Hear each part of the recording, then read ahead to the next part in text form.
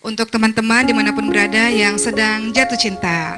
Apakah perempuan-perempuan ini boleh untuk menyatakan cintanya dan bagaimana adabnya?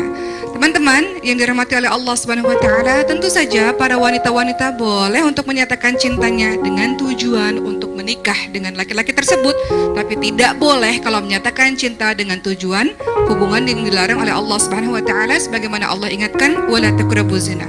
Allah ingatkan jangan berzina.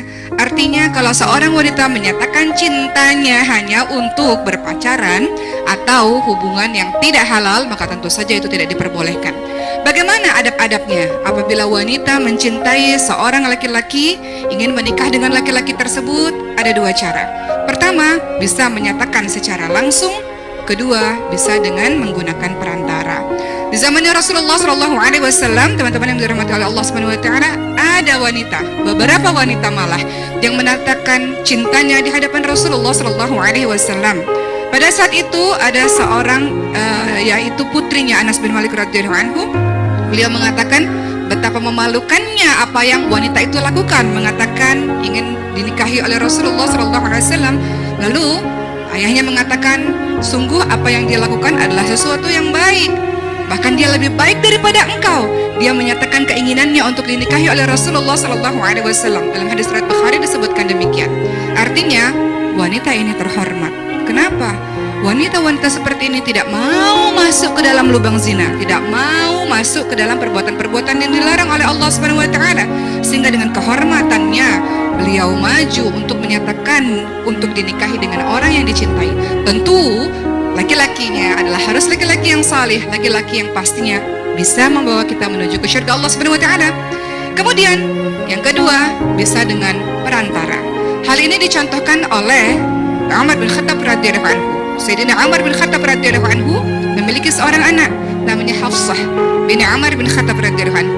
Pada saat itu Hafsah radhiyallahu anha, teman-teman sekalian, memiliki suami yang sudah tidak lagi bersama dengan beliau atau sudah meninggal dunia. Kemudian apa yang dilakukan oleh Sayyidina Umar bin Khattab?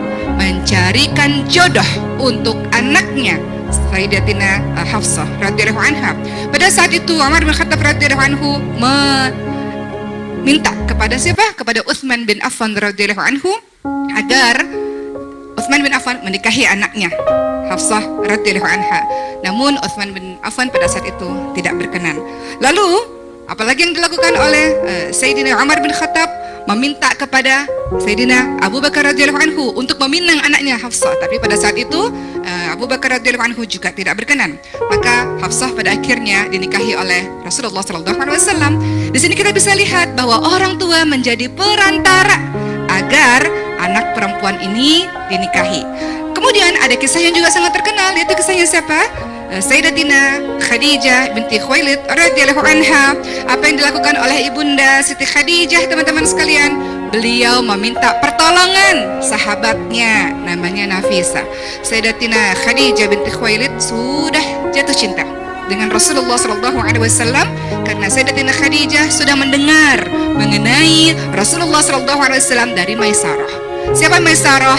Pada saat itu Rasulullah SAW membawa perdagangannya Siti Khadijah bersama dengan budaknya Siti Khadijah namanya Maisarah.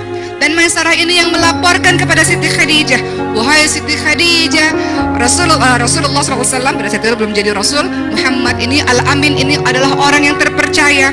Teman-teman, mudah bagi kita mengenal seseorang lewat perjalanan yang jauh, lewat bermalam dengannya, dan masalah keuangan. Dengan begitu kita bisa kenal seseorang. Dan Maisarah sudah kenal dengan Rasulullah SAW, sehingga Maisarah mengatakan kepada Siti Khadijah radhiyallahu anha mengenai perilakunya Rasulullah SAW. Maka Siti Khadijah sangat jatuh cinta sehingga meminta Nafisah sahabatnya untuk mengatakan kepada Rasulullah SAW. Dan singkatnya, akhirnya Rasulullah bersama pamannya Abu Talib secara resmi melamar Siti Khadijah. Jadi bisa lewat perantara, bisa juga lewat diri sendiri, menunjukkan wanita yang terhormat. Tapi ingat, ketika kita mau mengajukan diri harus memantaskan diri. Siti Khadijah itu memantaskan diri, wanita mulia, wanita suci, wanita yang hebat. Jadi pantaskan diri kita dulu. Betul. Adab-adab lainnya adalah minta perantara. Betul. Atau dengan diri sendiri. Tapi tujuan utama seperti tadi Ustazah bilang ya, Menikah. untuk menikah, Betul. bukan untuk pacaran zaman yang ada di rumah.